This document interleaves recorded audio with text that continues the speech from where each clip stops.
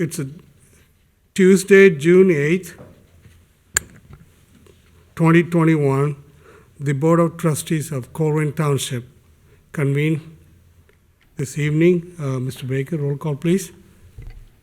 Mr. Unger? Here. Mr. Rajgopal? Here, Mr. Waller? I'm going to mix it up and say present today. present. Fantastic. Good, thanks.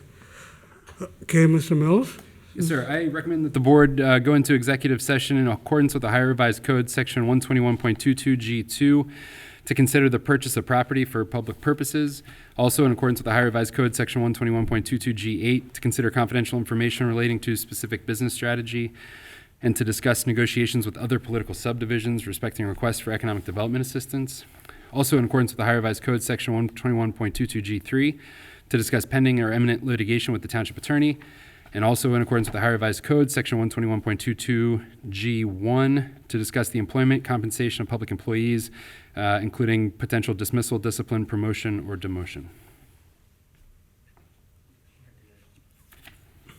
Yeah, I think so. Yeah. I'll move for executive session under the exceptions to just noted by Mr. Mills. I will second it. Okay, any discussions? Roll call, please. Mr. Unger? Aye. Mr. Rajgopal? Aye. Mr. Waller? Aye. The Board of Trustees will be adjourned for the executive sessions. Shall return.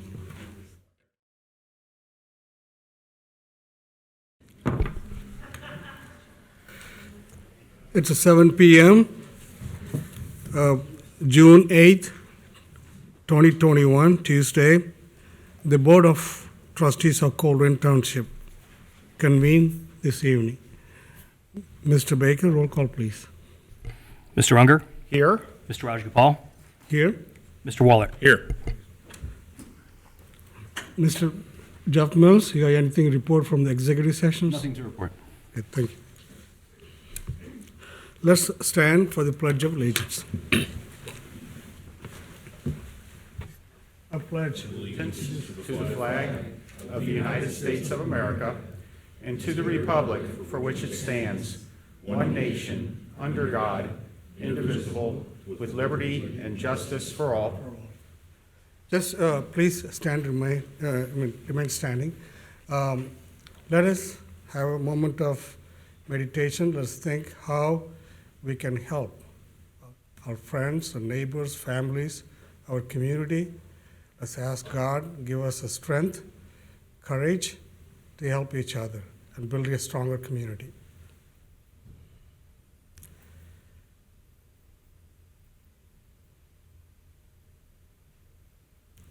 Thank you. Please.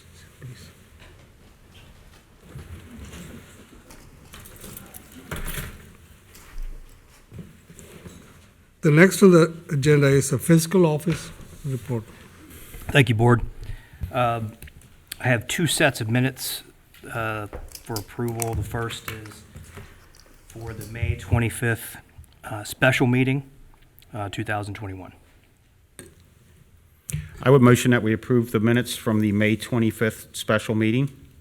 I second it. Any discussions? Okay. Roll call, please. Mr. Unger? Aye. Mr. Rajgopal? Aye. Mr. Waller? Aye. Thank you, Board. Second is the minutes for the meeting of May 25th, 2021, the regular meeting of May 25th, 2021. A motion to approve these minutes? Second. Any discussions? Jeff, I had sent you, or we had discussed one or two typos. Yes. Okay, and you've corrected those? Yes. Okay, thank you. Mr. Baker, roll call, please. Mr. Unger? Aye. Mr. Rajgopal? Aye. Mr. Waller? Aye. That's all I have. Thank Thank you. you. The next on the agenda is the presentations.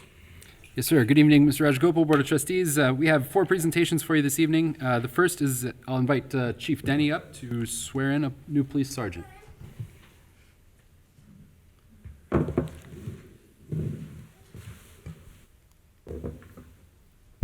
Good evening, Board.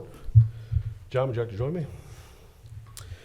Well, it's an exciting night. We get a chance to swear in a brand new sergeant and a brand new police officer, so we like to bring them in front of you and allow you to see who's the future of the organization. John began his career with the Colerain Police Department in 2012 as a part-time records clerk. He was quickly promoted to full-time, and he remained in that role while he attained the police academy. In 2013, John became a reserve officer, and in January 2014, he was sworn in as a full-time Colerain police officer. In his time here, John has served as an officer in charge and as a detective. On a special note, John created and still oversees our Explorer program, which is a great tool that we have to bring young people into the organization. So we're very proud of John. And John, you want to talk about who you brought tonight? My wife, Mallory, and my family, my mom, my son, Mason, my dad, my brother, and his girlfriend, and my mother and father-in-law, and second brother. Half the crowd. Kind of a neat note is John is going to get the same badge number his father, who's a retired Springfield Township sergeant, guy had. So it's kind of nice to see that they'll get to share that. So raise your right hand and repeat after me. I state your name. Do solemnly swear. I will uphold the Constitution of the United States. That I will uphold the Constitution of the United States. The Constitution of the State of Ohio and its bylaws. The Constitution of the State of Ohio and its bylaws. I will abide by the Colerain Police Department mission and value statement. I will abide by the Colerain Police Department mission and value statement. Code of ethics. Code of ethics. Rules and regulations. Rules and regulations. Policy and procedure. Policy and procedure. I will faithfully discharge the duties of police sergeant I will faithfully discharge the duties of police sergeant in and for Colerain Township, in and for Colerain Township, Hamilton County, Hamilton County, State of Ohio, State of Ohio, to the best of my ability. to the best of my ability. So help me God. So help me God. Congratulations.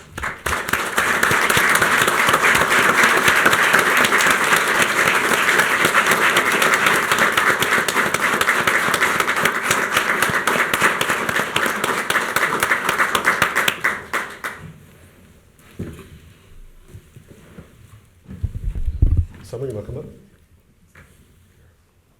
Our newest officer, Summer Jenkins. Summer attended the University of Dayton, where she studied mechanical engineering, and she's a 2020 graduate of the Sinclair State Police Academy. Kind of neat, during her interview, she said one of the things that attracted her to Colerain Township was our care program.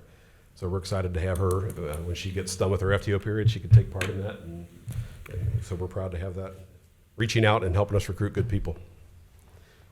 Would you like to introduce who you brought? This is my boyfriend Garrett, and then my family is, they're over there. That's my aunt and uncle, my stepdad, and my dad. Well, they got the cameras, let's move her over this way.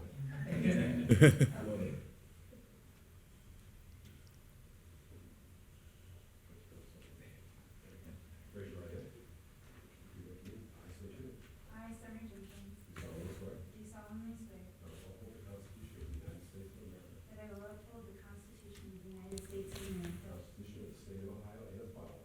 the Constitution of the State of Ohio and its bylaws. I will abide by the Colerain Police Department I will abide by the Colerain Police Department mission and value statement, mission and values code of statement, ethics, code of ethics, rules and regulations, rules and regulations, policy and procedure. and policy and department procedure. You know that. I will faithfully discharge the duties of police officer I will faithfully discharge the duties of a police officer in and for Colerain Township, in and for Colerain Township, Hamilton County, Hamilton County, State of Ohio, State of Ohio, to the best of my ability. to the best of my ability, So help me God. so help me God.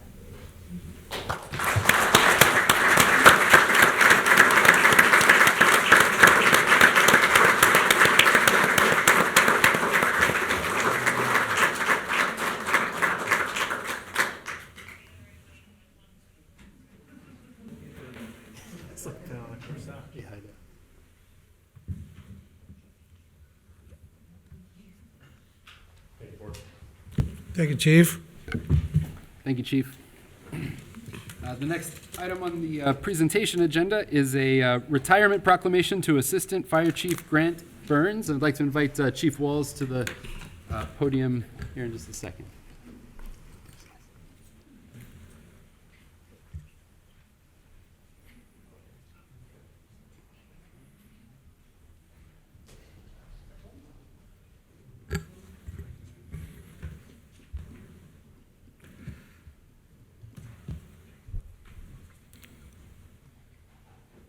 Good evening to the board and those in attendance tonight.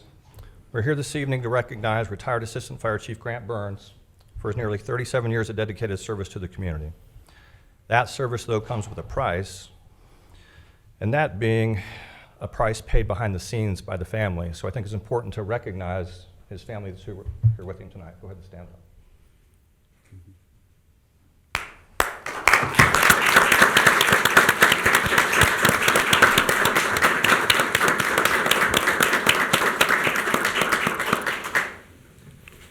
I thought a great deal then about how to describe Assistant Chief Burns and his contributions to the community, the department, and the firefighting profession. Here at Colerain Fire and EMS, values serve as our compass organizationally. So let's use those to define the moral fabric of what Assistant Chief Burns is woven of. To do that, I'll use a quote from C.S. Lewis and a personal story as well. Those who have been in my office know that I'm an avid reader, and recently I've been reading a couple works by the renowned author C.S. Lewis. So, quoting C.S. Lewis tonight should point to the magnitude of this presentation, but for those unfamiliar with C.S. Lewis, he's one of the intellectual giants of the 20th century and arguably one of the most influential writers of his day. His works include the Chronicles of Narnia, and he's widely recognized, though, and acclaimed as an evangelical paragon and a renowned defender of Christianity. So, I've not been reading the Chronicles of Narnia recently, but I have been reading Mere Christianity and C.S. Lewis's Little Book of Wisdom. A quote from the Little Book of Wisdom says, "Our merriment must be of that kind, and it is, in fact, the merriest kind, which exists between people who have, from the outset, taken each other seriously. No flippancy, no superiority, and no presumption." C.S. Lewis, The Way to Glory. With that being the case, we dedicate our lives here at Colerain Fire and EMS to the serious business of protecting lives and property, and it does become a purpose. You don't spend 37 years of your life committed to something unless that is your calling. So let's break down 3 words real quick you heard, and how Assistant Chief Burns epitomizes anything but those 3 words, and therefore how the quote regarding our merriment and being taken seriously is more than fitting. So, that word flippancy, or a lack of respect. Chief Burns has consistently and regularly exhibited that value of mutual respect, superiority, or the state of being superior. Chief Burns has dedicated his life to service to others and earned the formula of trust plus respect equals credibility. Being superior only exists in rank and not in being, and in presumption, arrogant and disrespectful. Chief Burns is anything other than that, and he exudes the values of teamwork, growth and nurturing, integrity, commitment, bravery, courage, and honor. Difficult conversations, perhaps, arrogant and disrespectful, in no way, shape, or form. You've heard 10 of our values that Assistant Chief Burns espouses, and now I want to share a personal story from Grant's first day in the office as Assistant Chief on September 21st, 2020. Grant had arrived early that morning for his first day, and within a couple of hours, I learned through a detective in Sarasota County, Florida, that my father had succumbed to the darkness and taken his own life. I was numb from the grief and pain, but had to quickly summon the courage to notify family members. Grant, as well as Assistant Chief Mueller, sprang into action and kept the department moving forward with nary a beat missed. I tell this story not for attention, but because I did not specifically address yet the value of compassion. The gratitude I felt and still have for the compassion I received is immeasurable, and I will always be indebted for the support shown in such a challenging time by Assistant Chief Burns and Mueller. Therefore, never underestimate the role of compassion in our day-to-day interactions with others. Finally, then, all things considered, Chief Burns epitomizes and espouses the values of Colerain Fire and EMS, and his dedication and loyalty to a purpose greater than himself is something we should all strive for. Thank you, Grant, for your service to our community, our department, and the profession. I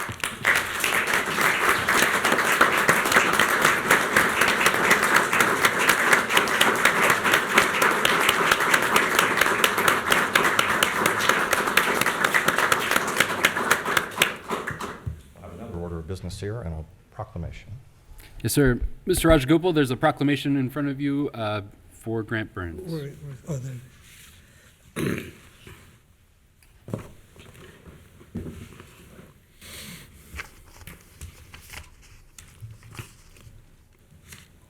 Proclamation recognizing June 8th. Oh, no, Oh, no, this one? Sorry.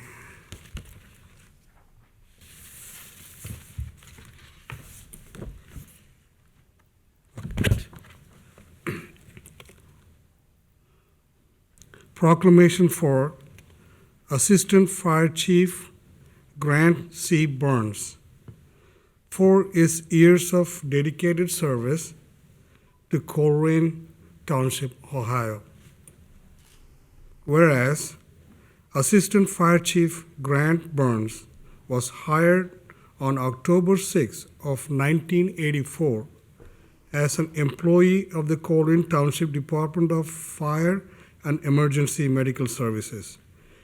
And whereas Assistant Fire Chief Grant C. Burns has demonstrated professionalism, allegiance, service, commitment, and excellence through his contribution as a firefighter, emergency medical technician, lieutenant, captain, assistant chief, a leader, mentor, 2020 Ohio Fire Officer of the Year, and friend during his tenure with the department. And whereas Assistant Fire Chief Grant Burns retired on May 14th after nearly 37 years of commendable dedication to providing fire protection, emergency medical, and community risk reduction services to the Colerain Township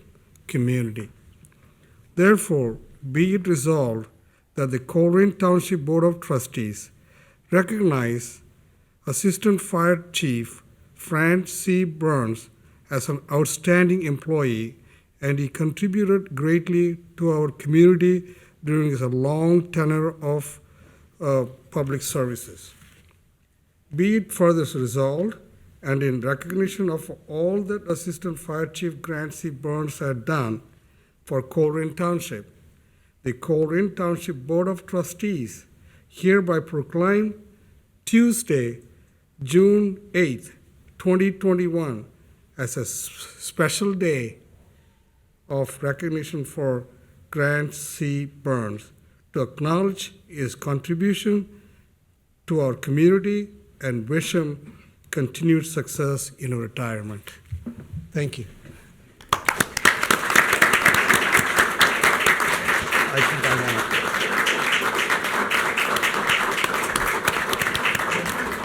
I want a motion to approve that. And I would go ahead and motion that we would approve such proclamation. And I'll second that.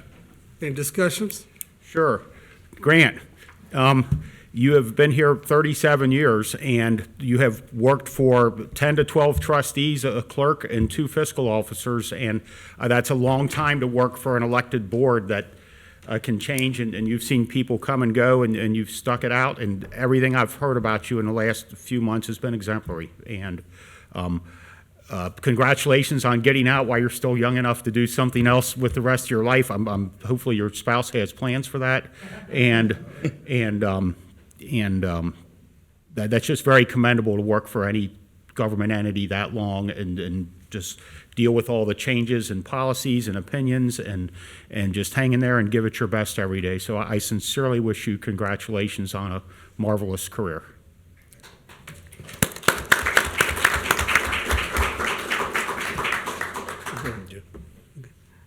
Chief, that's 37 years went pretty fast, very fast. And thank for the family, dedicated family. It takes family to guide you through these years of service. And your commitment to our township is amazing. You built one of the strongest fire department in the country. And you made us so proud through our hard work. And every conference I go, I tell the people, Colerain Township, they tell them, you guys started the CRT programs with the police department. You made the best department in our country. Thank you for your service. I'll just add to what has already been said, although we're 2 ships that just passed through, I guess, a short time. I too have heard a lot about your career over the last several months, and it makes me think of a commencement speaker that I had heard a couple weeks ago, and he talked about how we value things in society, and we talk about the great man theory, And it really shouldn't be the great man theory, it's the influential man. And if you think, and based upon everything I've heard and everything people have said about you, the number of people you've influenced in those 37 years, I mean, it's just incredible. You've been a gift to Colerain, and I appreciate your service, and good luck and everything in the future. Thank you.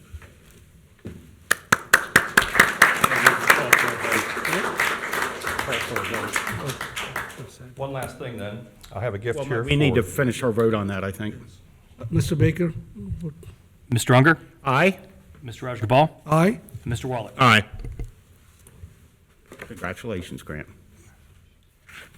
And Matt will sign that, and then we'll get that to you. Not signed it. I'll bring it.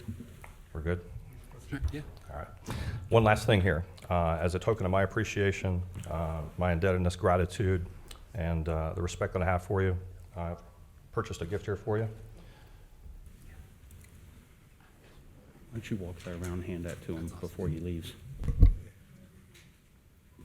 Or I can take it to him too.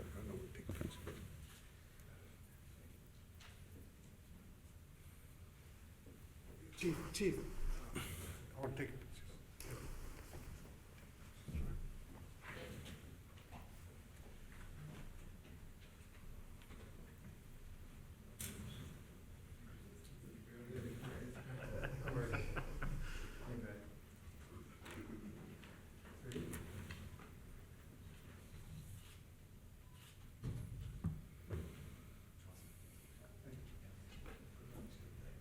Good luck. Thank you. Thank you.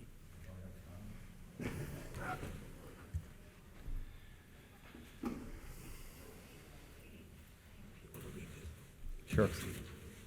Very good. Thank you, Chief Burns. The next item on our agenda is a proclamation recognizing the exemplary service of Mr. Tom Reininger to our community. Tom, would you like to come on up? And Dan, would you like to? Sure. This is Tom. Hi, Tom. Good evening. Thank you for this opportunity. If I may make just a comment. Sure. We're all motivated by something to do something. To be a trustee, to be an employee, to be an exemplary fireman or police officer. The motivation that brought me to the Board of Zoning Appeals was one of stewardship. A brief story. We have a farm in Colerain Township. We board horses. And a few years ago, my grandson was playing in the dirt, as grandkids do, love to play in the dirt.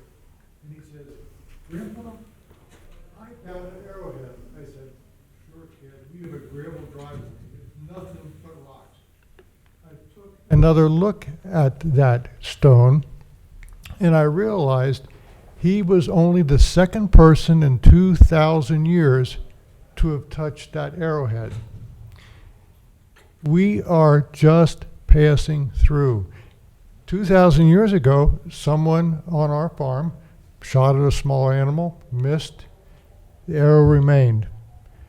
2,000 years from now, we may not have many things that we have contributed that remain, but we must try to do something to be stewards of where we stand.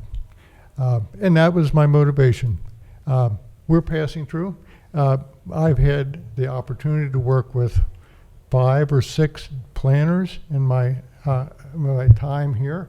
And Colerain Township, in the last 70 years that I've been a member of the Colerain Township, has grown and changed from a rural to a very urban area.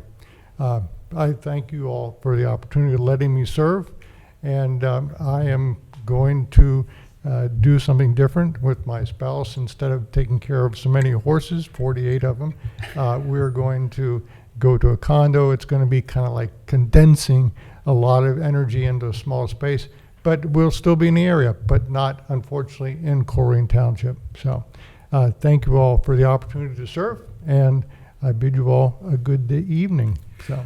And we have Thank a you, Tom. And I have a proclamation for you, Tom. proclamation, if you could stay there, and I don't know if the condo you're moving to allows horses, but we'll have to, that'll be for another zoning problem for some other community, not us. So I have a proclamation recognizing June 8th, 2021 as Tom Reininger Day in Colerain Township, Hamilton County, Ohio. Be it proclaimed by the Township Trustees of Colerain Township that whereas Tom Reininger served on the Colerain Township Board of Zoning Appeals for over 17 years, serving 5 years as chairman, 3 years as vice chairman, and 4 years as secretary, and whereas Tom is a skilled mediator who treated all applicants, board members, and staff with kindness and respect, whose primary concern has always been for the benefit of the township, and whereas Tom served 25 years on the board of the Hamilton County Soil and Water Conservation District and was inducted into the Ohio Federation of Soil and Water Conservation Districts Supervisor Hall of Fame, and whereas Tom owns and operates the Walnut Creek Stables on Lick Road in Colerain Township, which is a very popular and well-known stable, and whereas Tom is the consummate professional who is respected by his peers for his devotion to the community and his family. Colerain Township is proud to devote this day to Tom, and we thank you for your service. Thank you. Be it proclaimed that the Colerain Township Board of Trustees does hereby recognize June 8th, 2021 as Tom Reininger Day in Colerain Township. Thank you very much.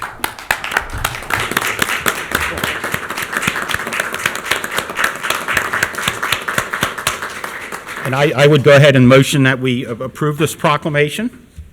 I'll second. Discussions? It's pretty well detailed right here in the proclamation of your accomplishments, Tom, so congratulations and good luck on your future endeavors. I appreciate that. You know, you've been around for a while. When one of the planners that I had the privilege of working with told me that a decision that we made a number of years ago, he wanted to know what it was about because a similar decision came up. He said, well, when you made this decision the first time, I was in the 3rd grade. And then he became a planner, obviously, after graduate school and all that. But you know you've been around too long when someone wanted to know what I was doing when he was in the 3rd grade. It wasn't Good for you. And as I pointed out, the grant, you've survived a lot of trustees and different people that you've seen come and go, and congratulations for your service. Thank you again. Sir, thank you for your outstanding service. It's very kind of you to serve so long, and I can tell you got a pride, for our community, for our township. Thank you very much. Thank you. Just add thank you so much for your service, and also, I guess I realize this as I'm getting older. Thank you so much for the stewardship of the land. I mean that I just turned 51 8 months ago or whatever, and that means a lot more to me than it did when I was in my 20s, when I was young and stupid. It means a lot that we pass this on to the next generation, and I appreciate your efforts in that. Thank you, sir.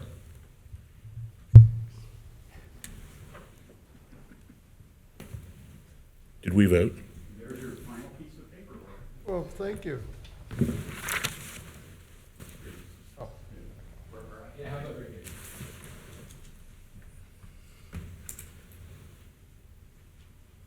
All right, 1, 2, 3. There we go.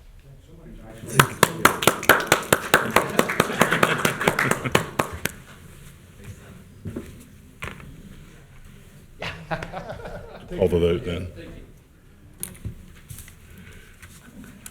The next on the agenda. We need to vote. Oh, I'm sorry. Yeah. Mr. Baker. Mr. Unger? Aye. Mr. Rajagopal? Aye. Mr. Waller? All right.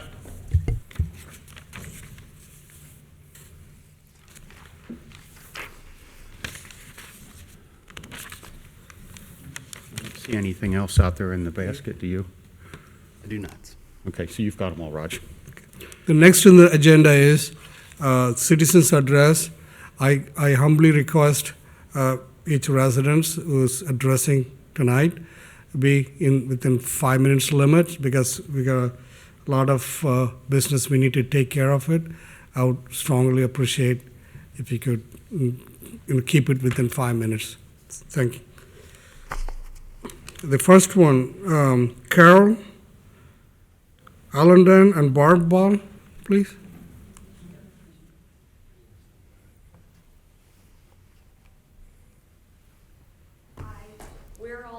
neighbors. We live on Walden Drive, and it was recently just brought to our attention that a house on our street is going to be made into a substance abuse rehab for minor girls.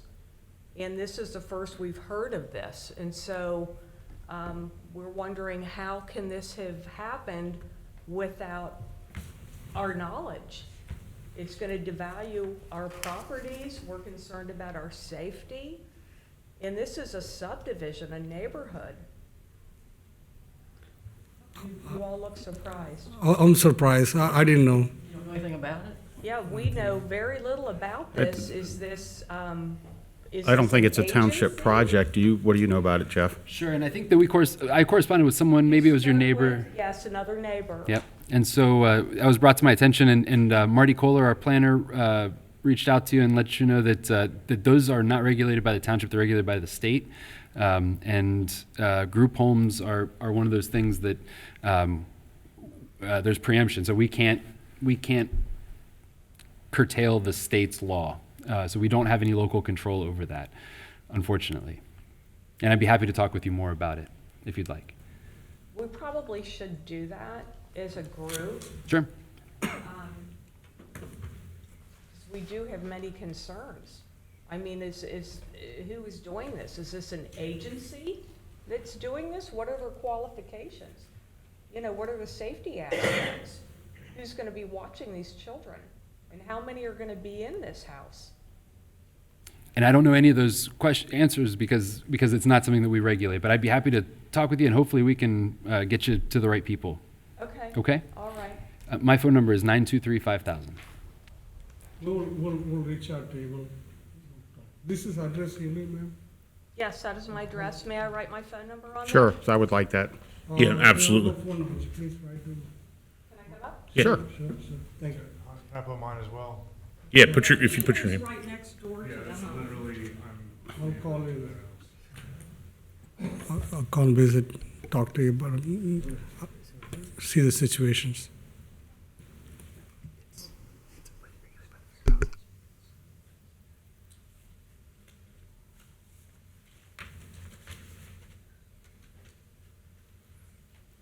We could have some sort of a group meeting.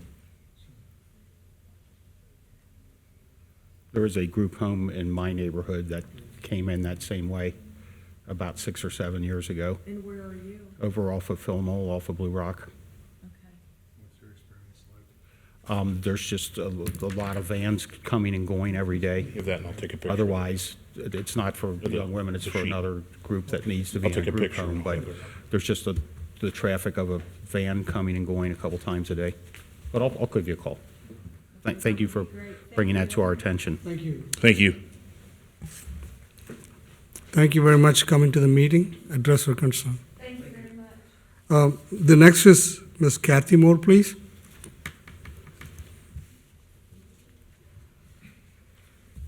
Thanks. Good evening.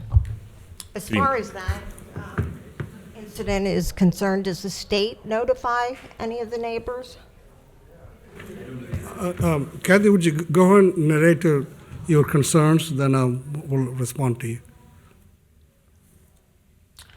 First of all, at the last meeting, I said the 2020 reports were not on the website, and Mr. Mills took it upon himself to add those records after I spoke. So I appreciate that, Jeff. The last meeting, I asked how the board would handle a change order on contracts. And because their resolution says that they would process as needed if there were change orders. And the audit by the state auditor states otherwise, that they have to be approved by the board in a public meeting. Mr. McVeigh commented on some things the board would be focusing on in their strategic plan. He commented on the research to become a city in the strategic plan. Mr. Mills answered with, "That is nowhere in the strategic plan because we do not plan to look at that."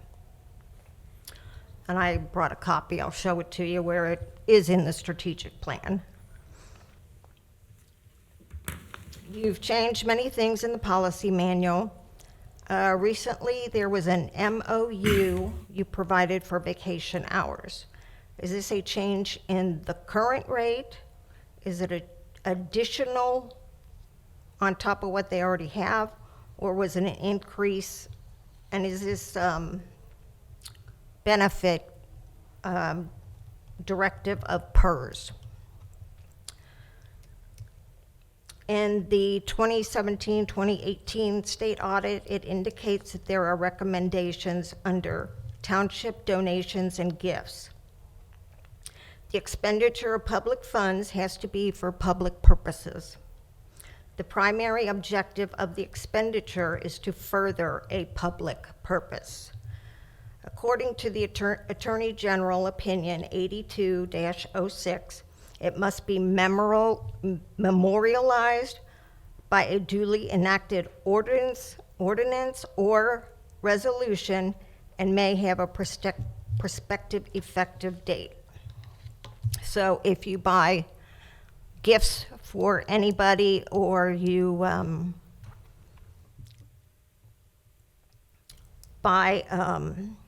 you have a big luncheon for everybody, the township is not supposed to pay for that. When I worked at the county, if we needed a new refrigerator and we needed a new microwave, and we, the employees, had to pay for that. I asked the board to create a policy for this, for the previous thing. Take action in a public meeting. If the township is footing the bill for Christmas lunches or a gift for anybody, it has to be approved in a public meeting where all the decisions are supposed to take place, yet they aren't. Taxpayers paid $138 for a watch for a former trustee. And another example was a check was issued for $4,000 to the Summer Events Committee. This was never approved by the board. There was no summer event last year. I hope you'll learn more about what is and is not appropriate for the use of tax dollars. So I ask if a policy would be created for these things that were in the audit.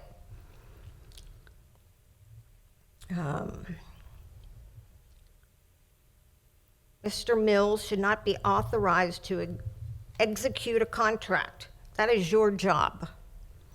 He can negotiate, but it is the board's responsibility to approve the contract agreement in an open meeting. In one meeting, allowing Mr. Mills to execute the immersion contract, Mr. Waller disagreed. And what if another trustee had disagreed? Your administrator had already signed a contract. And it also means the contract was not made approved in a public meeting. You consent, but the contract has already been signed by the administrator. Again, you shift your responsibility to the administrator. There's a $30,000 neighborhood grant for Groesbeck coming up. And you also did one with Northbrook a few years ago, but no one ever heard about the finished product. Did the board receive anything showing what the funds were used for? Could you please make a presentation on the things that $30,000 were spent on, or a report? Again, no transparency.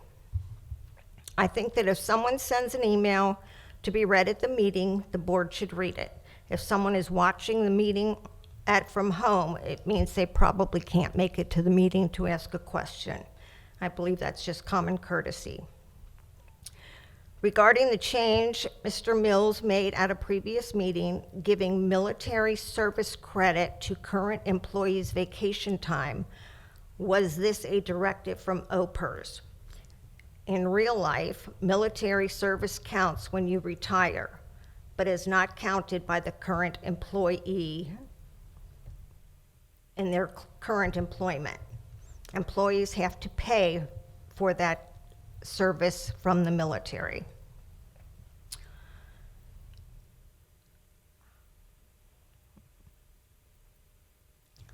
Lastly, I'd like to know how many seminars you've participated in while attending the Ohio Township Association convention. How many times have you attended the convention? As I said last time, we live here, we work here, we pay taxes here, and we pay you. You work for us, and we'd like to see you do that. So I'll give you a couple copies here.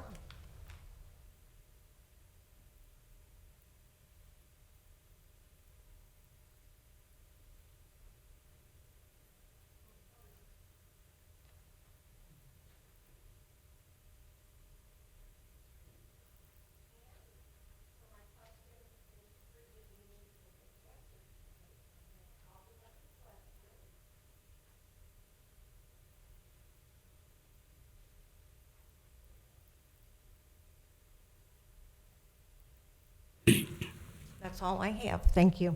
Thank you, Kathy.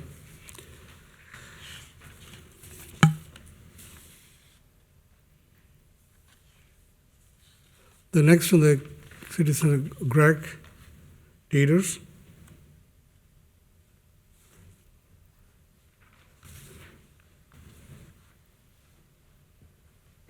Good evening. My Good name's evening, Greg sir. Teeters. I'm the owner of McDog's Lakeside Saloon down on Beavis Lane. I've been here before to talk about the harassment that my neighbor has been giving me. You know, you guys have approved for me to play music at my establishment on Saturdays from 1 to 9 p.m. This past Saturday, my neighbor came down, called the police. They showed up. Of course, my manager was there, showed him the permit that you all had signed along with Chief Denny. And why am I still being harassed by this woman?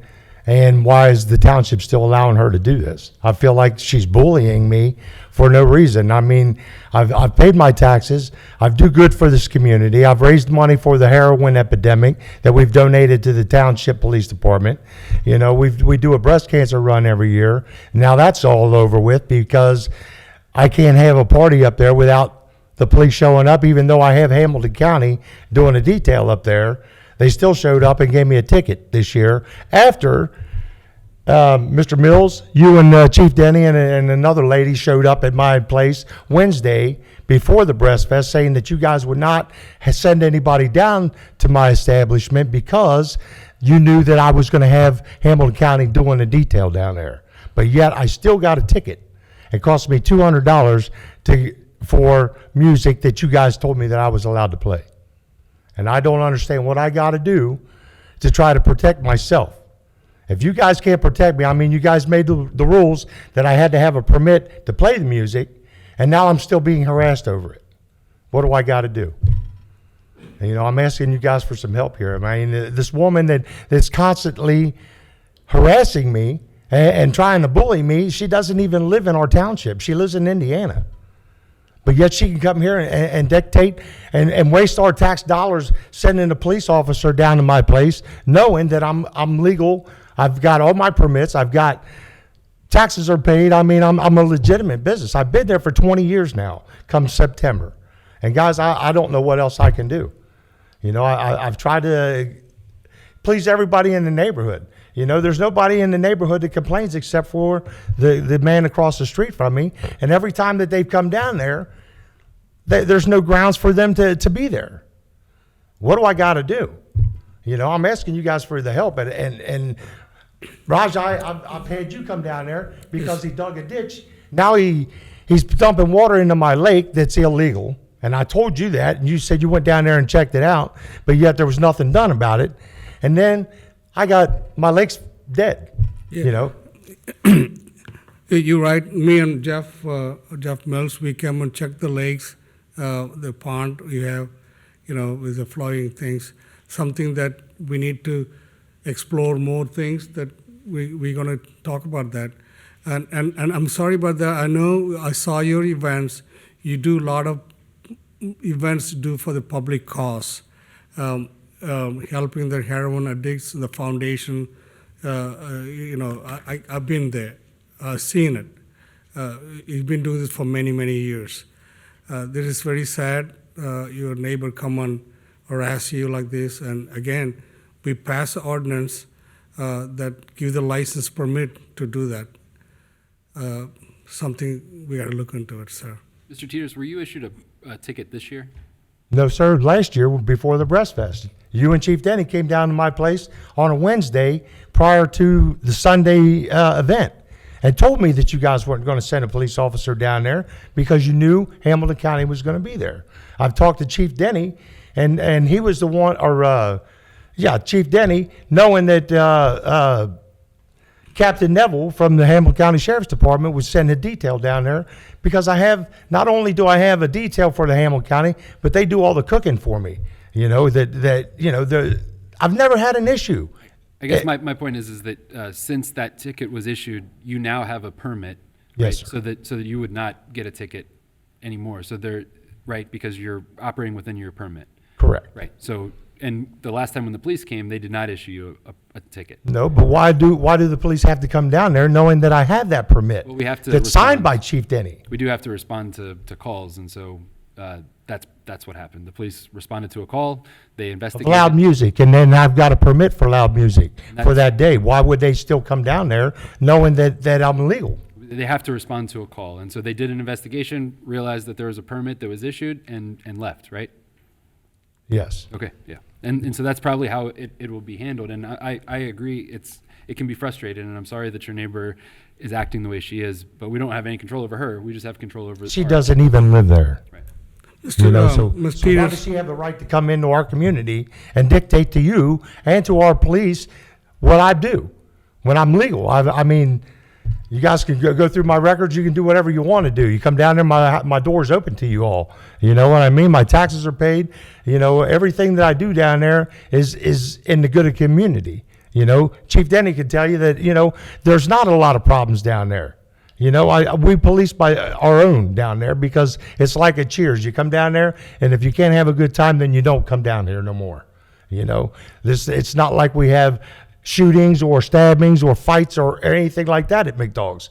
You know what? I'm a respectable business owner, and people down here respect me. This community respects me. But I got one neighbor that doesn't even live here that's trying to damage my person. She come up here and slandered me, and you guys allowed that. Sir, we'll look into it. I thought for a while it was quiet, and I thought the lady was not bothering you.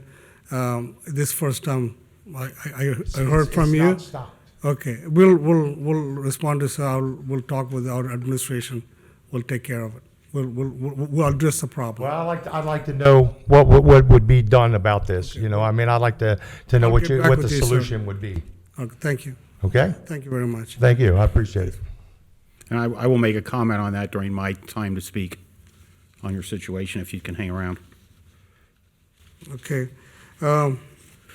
Next to the citizen, Mr. Keith Miller, please.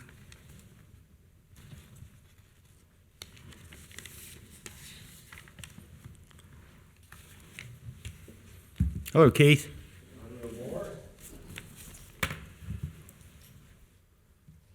Well, I looked and I was asked about records on Rumpke paying his bills. I have that information, which I'll Okay, give you during our, Okay. I'll read it off during my time to speak. All right, then. Let's see. Let's go to the Indiana one we was talking about. If she's going to talk in this room, she should have to get power of attorney to speak for her dad. Do you agree with me? If she's going to speak for her dad, she needs to get power of attorney? I mean, I had to come in this room and speak for myself. How come her dad don't come in and speak for himself? I mean, I've never been a public speaker in my life. This always scared the heck out of me.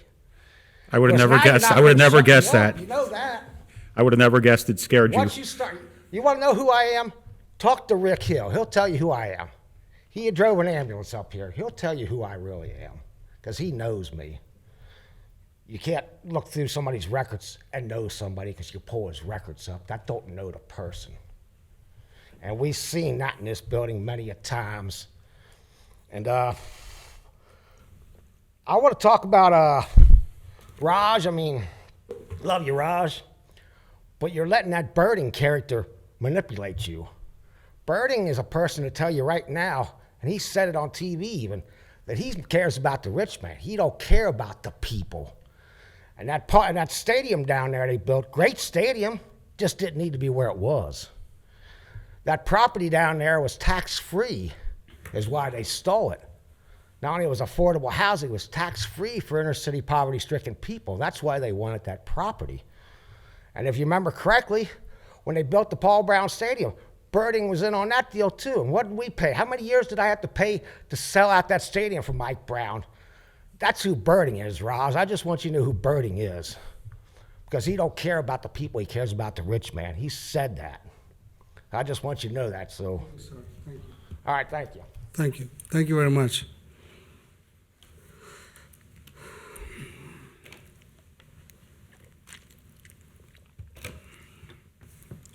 The next on the agenda is administrative reports. Thank you, Mr. Rajagopal.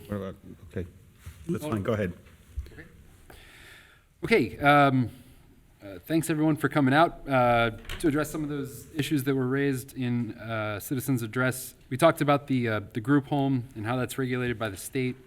Ms. Moore suggested that the Northbrook plan was somehow buried. It was adopted by this board and is currently on our website. So I can help you find that if you'd like.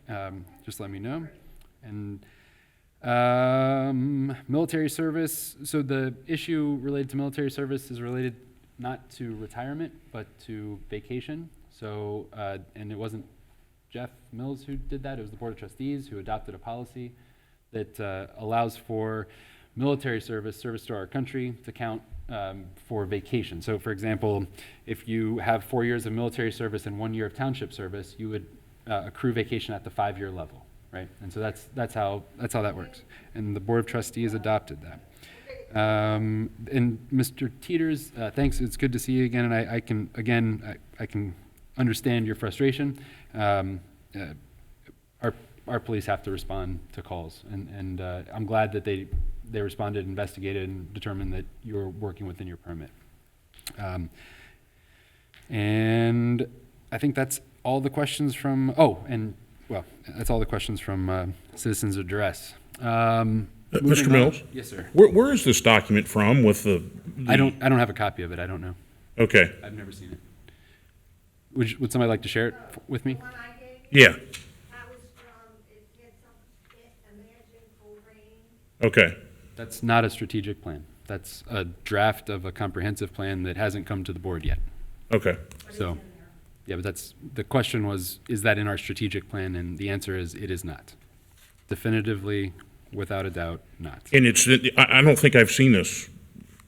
Right, because it hasn't gone through the adoption process. It's Okay. in draft form, and it will be coming to the board in the coming months. Okay, and just to reiterate on this question about change orders, I think that I talked about that a little bit last time. How change orders would be handled on contracts? Yes, so if there's a change order on a contract, it would be addressed the same way that a contract would, right? Because it's committing the township to pay or do certain things. If the change order was less than $10,000, the Board of Trustees has delegated the authority to execute contracts under $10,000 to the administrator. Anything above $10,000 needs to go to the trustees for approval per our policy. And I think that 10,000 is comparatively, if you go to other townships, a pretty low mark. It's usually 25 or. Okay. Well, and that said, if you have a $1 million project, let's say out on Colerain Avenue, and it's a 20-day project, so the contractor's doing, $50,000 worth of work and materials every day, and you're going down the road and you find an old gas tap, and all of a sudden the contractor needs a change order to, replace a section of curb or fix something that would have to do with this gas tap. The reason we authorize Jeff Mills to do that is because I can't stop 30 employees and dump trucks and excavating equipment waiting for a change order under $10,000 to, it would cost the contractor more to shut the project down than it would cost to have him approve the order. But to answer your question, that's the reason that we delegate to him to do change orders. In your time as a clerk, it surprises me that, I don't know if you had any construction projects. I know your name is on this building, but you know, in the middle of a project, you can't just stop a project over you know, some small undiscoverable thing until you discover it, and that's why it's like that. But I'll defer to. Go ahead, Jeff. I'm sorry. Great, okay. All right, so now I would like to call up the, there we go, thank you. Turning that on. Our administrative report. You're just gonna let Jeff have the authority over the whole thing? We're not at Do this. you want me to debate Mrs. Moore on this topic? Not at this time. Okay. I'm trying to pull up the What are you administrative. gonna do, report. Jeff? No. I'm trying to pull up the administrative reports right now. So just give me just 1 second.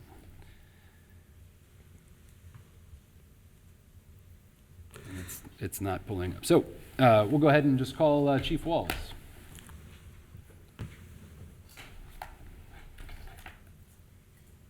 Welcome back, Chief. Good evening once again. Now that I've stopped sweating profusely. I have our May 2021 incident activity. EMS incidents, we made 801. Fire incidents, 165. We made 33 responses into the Springfield Township EMS contract area. We had 2 significant building fires, one in the 8300 block at Chestwood Drive with a reported loss of $70,000, and another loss of $30,000 in the 3200 block of Rocker Drive. Our reported loss for the month was $103,000, and our property value saved was $1.2 million. Our average response time for the arrival of the first unit was 5 minutes and 36 seconds, and our first unit on the scene, less than 6 minutes, was 65.5%. And that's my report for this evening. Thank you. Thank you, Chief. I'd like to invite Mrs. O'Connell for the Department of Public Services. Usually there's one more ahead of me, so. Well,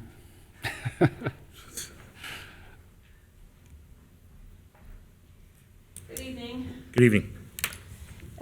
Just a couple things to report. The cricket field opened this weekend, so we've got some nice press on that. Raj, Yes. thank you so much for being able to be out there and represent the township. Jackie, I wish you were there. So do I. It was a great event, and the people thanked you about at least 100 times, which is you put Colerain Township on the world map, the cricket map. And it's amazing because okay, go ahead, let you finish your thing, then I'll feed back to you. Okay. Yeah, so we've talked about the cricket field, and that is a perfect example of residents coming to us and they have a problem and they want to work together for a solution. We were able to provide the cricket field in a little used space in a not very often used park that has problems sometimes with vandalism and graffiti. So they came out, they have done all of the legwork on the field, and it will engage hundreds of residents out there. We're very excited about that. Summer camp started this week, so I want to remind everybody that not only do we have summer camp at Colerain Park from 9 to 11:30 every day, we also have a traveling program. So we're visiting Skyline Park once a week in the afternoon, Palm Park, Groesbeck Park, and Clippard Park as well. So if you live in those neighborhoods, check out the website and send your kid up in the afternoon to visit us and do some crafts and play some games. We are looking for 4th of July sponsors still. So we did not have, as everybody knows, we did not have an event last year, and I know with COVID it's hit everybody a little hard, but we are looking for sponsors for anybody who is able to contribute to the Summer Events Committee for the 4th of July event. And I don't have the stats up, and I did not write them down because I was going to refer to them. But when you're looking at the park stats, our park usage is up at Colerain and Heritage. Our park traffic is down at Clippard by 15,000 vehicles so far this year.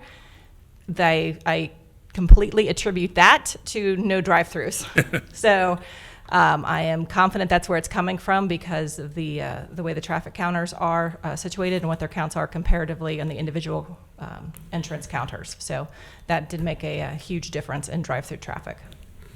That's all I have. Which, for people that don't know, that was put in place because people were racing through there as a shortcut, endangering folks that were at the park. Yes, and I know some people we had problems in the early spring, late fall with people driving over the sidewalk to get around the barriers. How I am hopeful that now with more cars and more people in the park, baseball going on, splash pad going on, that is nearly impossible. But if anybody sees anybody not, acting inappropriately, absolutely call the police department and report it so we can do something about it. Yes. So. I want to mention a little bit more about the cricket match, the cricket field. And these guys were almost in tears and joy. And they used to go and play somewhere way up in Mason. They'll kick them out. There's one thing about what you're doing for our township. You give them the opportunity for the young talent to use that talent. Our Colerain Township is known for a great football team. Colerain High School, they go to the state championship. We got Northwest High School, great talents there, young talents. You also helped us, young guys in that Clipper Park. They do the skateboard. They come, I remember that last year before, they come and ask you help them. And that is the thing that we are building for the future generation, the talents we have in our community. You gave them an opportunity to build the talents. You never know. Colerain Township will go to the Colerain team will maybe go to the World Cup tournament. And these guys are great, and the Channel 9 did a great broadcast, and they really interviewed the players. They show how they are playing, and it's amazing. And also, we are the notebook. Chad sent me the email, talked to me. There's a young girls, about 13-year-old, like that. They're creating a soccer team, and they went for the state championship. And they're asking our help, and it is tremendous, good feeling that we are building that great generation with all the talents they have, and setting up for the future. Yeah, and I'll get on my soapbox a little bit, and I will say that is the most important thing in a community with great parks and a recreation program. You're engaging people that may not otherwise have a place to play or do something. So going to the playground programs in the parks, those kids might not have any place else to go. And this is a free spot for them to go and feel safe. Having a cricket field, some of those people will not engage with us in any other way in the township except on the cricket field. So now they have a place to go. They can feel safe doing it. So. And also I see that in the Heritage Park, amazing work our public works guys are doing. And they know that lots of people playing golf, frisbee golf. They better not be playing real golf in the parks. What do you call it? Golf? Yeah, it's a frisbee golf. What do you call it? Is that already good? But you're doing an outstanding job. Thank you for your great work. Thank you. Thank you so much. Next, I'd like to invite Police Chief Mark Denny.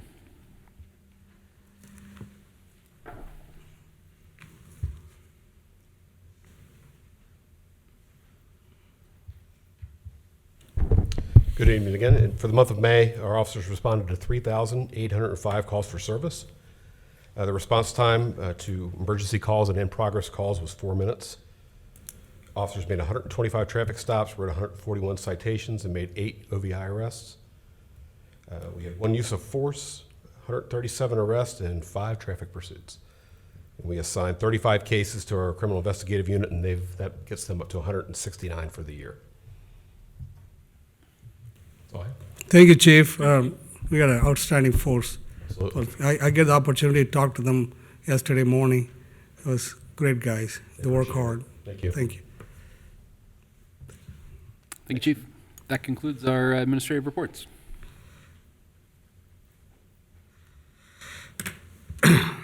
The next is a trustees report. You want to go first? Matt, or I can, I don't care.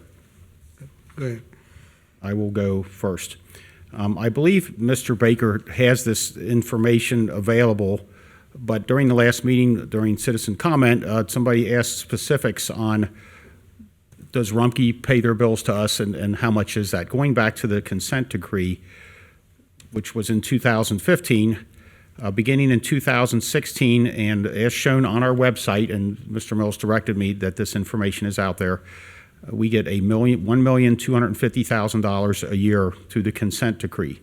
We also get money that is tipping fees, I guess, and in 2015 it was $694,955. In 2016 the actual was $800,518. In 2017 it was $876,020. That was in 17. And 18 it was $1,348,618. And in 19 it was $1,593,039. In 20 it was $1,572,785 in tipping fees. And then in 21 to date, which I guess is just the first quarter, it appears to be $355,582, and that's combined with the $1,250,000 that we get each year. So going back to those numbers, in 2016 we received from Rumpke $2,050,518. In 17 we received $2,126,020. In 18 it was $2,598,618. In 19, it was $2,843,039, and in 20, it was $2,822,785, and then our actual to date, which I guess is first quarter, is $688,082. So glad you asked that question, Keith. There is the answer. Jeff Baker has all that on a chart, and to me, yes, a landfill is certainly not the greatest thing to have. However, the Rumpke companies contribute substantially to our budget. They employ thousands of people, of our fellow citizens. And one thing we have here, and I've mentioned before that my daughter lives out of town in another city where they don't have what I would call first-class sanitation. If the local public works sanitation's coming down the street and they can't access the dumpster, they let it go for a week. There's trash blowing around in the streets of Chicago. There is all kinds of stuff. And yes, we have a little trash problem here too, but we're working hard to clean it up. But with the Rumpke company, we have first world sanitation here, and we don't have a lot of problems with vermin and other issues that other communities would have. So Rumpke contributes substantially to our budget, and they also contribute substantially to the public health here in Colerain Township and the surrounding townships. So if anybody would like that information on a chart, either Jeff Mills or Jeff Baker can direct you to that.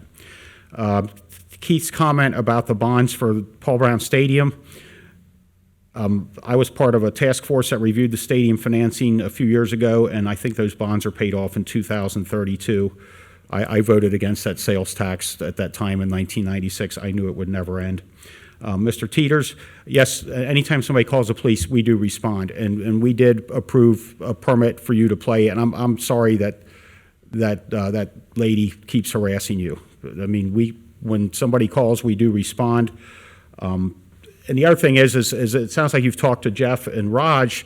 Well, as I've stated at meetings before, you know, Matt and Raj and I, we do not talk outside of meetings because we can't, because the structure of a township, of a three-member board, is that we would have our discussions here during these meetings. So some of what you talked about I recall from last year, but I'm not aware of any other dealings you've had with Raj or Jeff. And I would venture to say maybe Matt is not either, but he can address that. So I had one other comment. There was a comment about attending the Ohio Township Convention. I did go in 18, and I did give a detailed report at that time. I was not able to go in 19. The event did not exist in 2020, and I believe this year's event was virtual also because it was earlier in the year. So, and I will say in my 3.5 years as a township trustee, I've never expensed anything to this township except the fee to get into that township association thing in 18, which I think was $60 or $70. The township paid for my ticket to that, but I've never turned in a mileage report. I've never expensed any meals or food or anything to this township. I pay for all of that out of my pocket. When I'm out running around in my car, as I do quite a bit, looking at different situations where people, I was over on a street yesterday looking at something that I communicated with you about. I've never expensed anything to this township. I pay for all that out of my pocket. So, and I've talked about change orders and why you need to keep a $1 million job rolling, and you can't just stop everything to wait for a small change order. And that's why we extend to you the ability to sign change orders to a certain level. And you did make a comment, Kathy, about the employees at the auditor's office had to pay for a refrigerator and a microwave. Thank you for your generosity. We have a refrigerator and microwave here that I think the township probably bought at some point a long time ago before I was here. It might have been purchased when this building was constructed. I don't know how long it's been back there, but so people know we have a refrigerator for employees' lunches and a microwave here, and the township likely paid for that long before I was here. So that's all my comments for now. Thank you.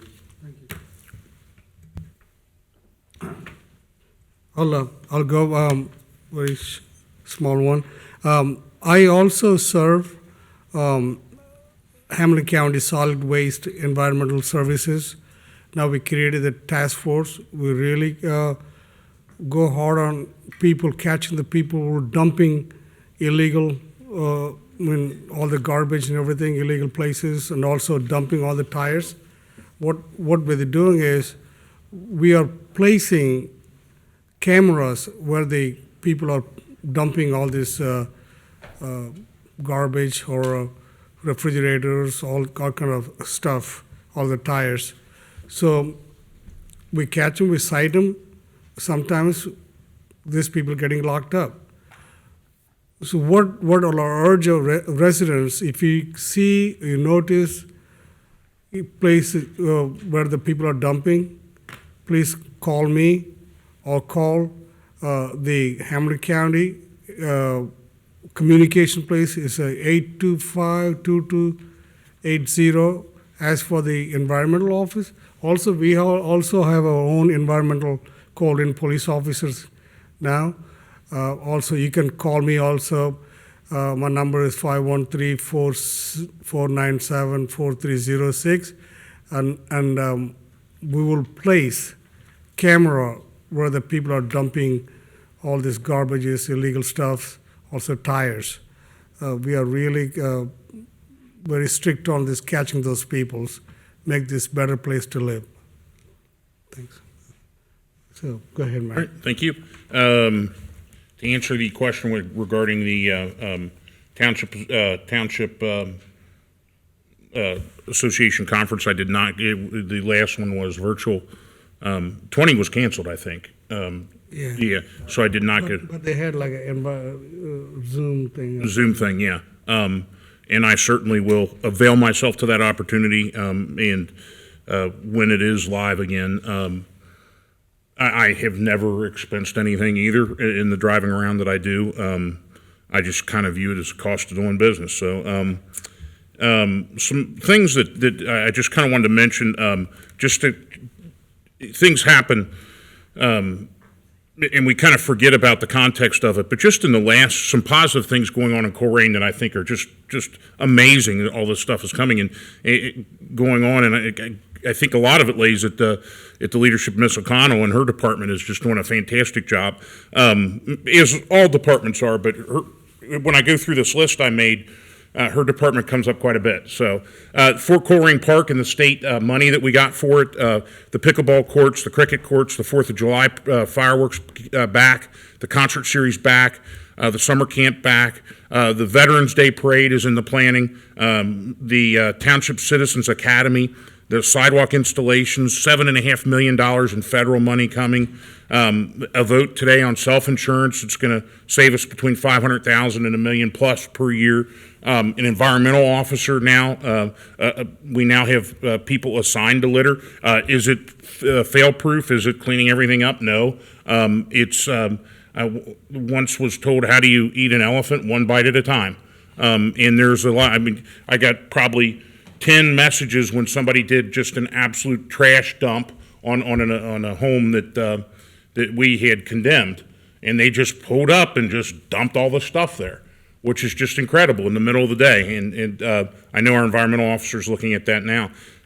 So just some of the many things that are going on here in Colerain, and it's amazing to me that a lot of this, overcame the COVID, because that became a natural excuse for everybody, and it was hard to get things done, but yet we're doing it, and I'm proud of the effort being made here, and I look for a lot of good things to come. I think that's really all I have. Although, Ms. O'Connell, if we could get rid of the bugs. Yeah, I mean, if you. 4 weeks. Okay, all right. Then you'll just wave a wand, yeah.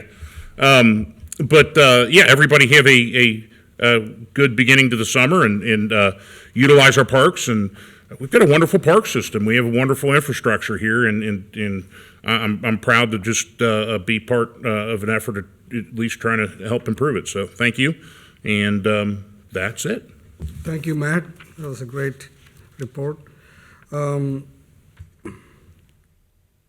next on the agenda is a new business.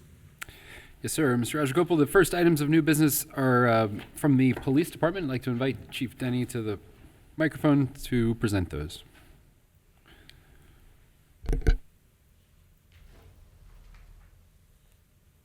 I have two items for the board tonight. The first is the motion to authorize the township administrator to execute an agreement with Huntington Bank.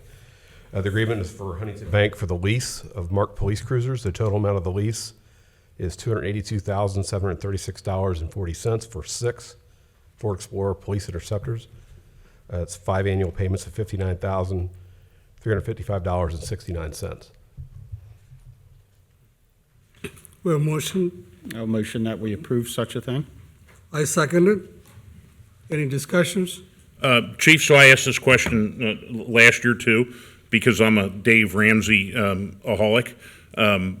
Lease. I've never leased a vehicle in my life, and I've always been told that the terms are unfriendly. And last time you showed me a breakdown on how it's a better deal, I guess because we're buying in bulk or something, or we're leasing in bulk.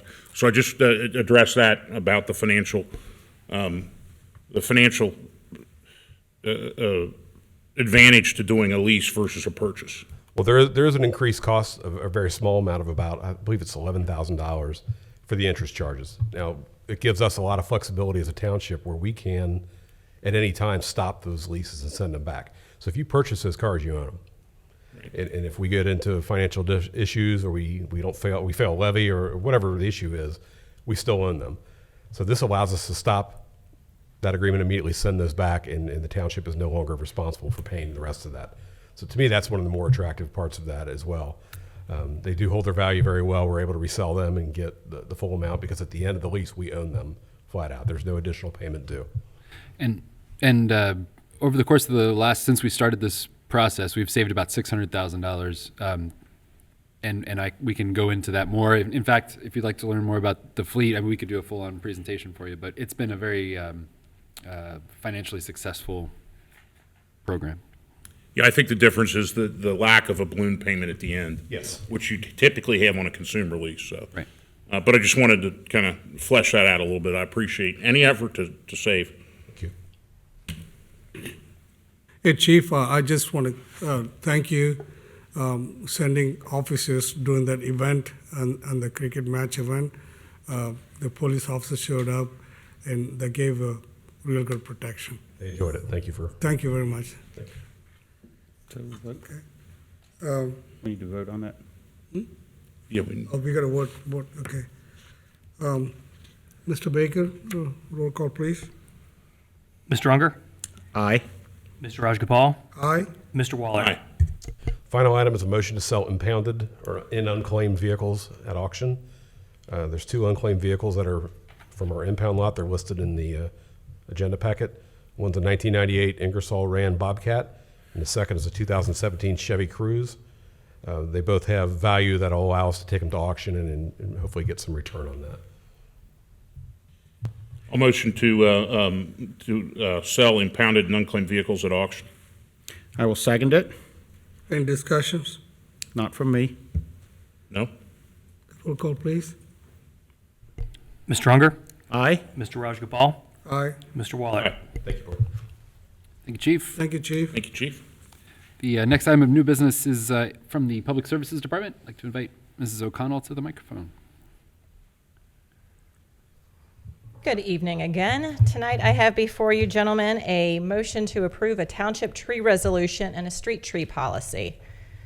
The rationale is as a part of the township's 2021 Green Strategic Initiatives, this resolution and policy help to ensure the preservation of street trees and all trees on public property. As you know, there are many benefits of trees, including reduction in heating, cooling costs, stormwater abatement, and erosion control, improvement in air quality, and increase in property values. This resolution will help to reduce the loss of street trees and encourage new plantings throughout the township, and I recommend the adoption of this motion. I'll move to adopt the motion to approve a township tree resolution and street tree policy. I second it. Any discussions? Yes, so this, I just want to reiterate, because when I first read through it, it was probably late at night, and then I went back to it later. This is for trees on public property. Public property, yes. But I think the added bonus for, I think, citizens, it goes through a process that you can identify trees that are endangered, that are having trouble, and contact the township, and they'll go through a process to say, hey, we can save this, we cannot save this. If we can't save it, we're going to replace it. So it answers that old question, because I've had that question before from citizens, and sometimes it's Duke that takes it because it's on the power lines, and whose responsibility is this tree? And I think it really clearly outlines that, and I appreciate that guidance. Yes, I think it does two things for us, Mr. Wallard. I think it does it puts us in a position that we will have a review process and an annual assessment process of the trees that are on our radar to know whether they're dead and dangerous and should come down, should be limbed up. But it also stops us from automatically cutting down a tree when somebody calls because they don't want the tree in the right of way. They don't like the leaves that fall. They don't like whatever else it is. So, and some of these streets in the township, you can see it on where one neighbor wanted one of their trees down, then the next, the next, the next, and a tree that 10 years ago had giant, beautiful trees has no trees anymore. Property values go down because of that. Heat island effect goes up. Traffic goes faster. There's all sorts of studies that you can relate back to the loss of trees. So the tree hugger in me likes that. And I probably should have reached out to you earlier with this question, but for folks that live on streets that have overhead wires, Duke Energy will occasionally come in with their own crews and trim trees just to get them away from their wires. So how do we coordinate with Duke to make sure we're not stepping on each other with this? We don't touch the things in the wires. We don't touch trees and wires. We will contact Duke if that's the case. Most often people are calling us because their sidewalk has popped, they don't like their tree, something of that nature. Wires, Duke usually mitigates on their own. But if we get out there, so somebody called us out for a tree a couple weeks ago when we were doing tree training, and yeah, we did tree training, and it was too big. It was in the wire, so we weren't going to touch it anyway. So we called And just Duke so about people it. know, sometimes Duke will come out and trim trees, Yes. and you're surprised when you get home to find out a portion of a tree that you thought was yours was trimmed, but Duke does that to make sure we have uninterrupted power, because in the situation you described, if that branch moves in the wind or comes down at some point, which my insurance agent at one time told me, here at this company, we know every tree's eventually going to fall. We just don't know when it is, which is true. And just with respect to this policy, people need to know that Duke sometimes goes out and does their own thing. Right. Anything that hits Duke's wires is Duke will take care of that. We're talking about, so that's even public-private property, it doesn't matter. Trees in the right-of-way, which is usually between your sidewalk and the street, those are the public trees, and trees on township-owned property. Right. Okay, thank you. Jackie, you mentioned about the report, the tree is a part of the strategic goals and planning, which Yes. is exactly, we were going to clean, beautification. We are right on the track on our goals in the strategic planning. And this is a good initiative. Thank you very much. Sure. Okay, any further discussions? Not at this time. Nope. Okay. Roll call, please, Mr. Baker. Mr. Unger? Aye. Mr. Rajagopal? Aye. Mr. Waller? All right. Thank you.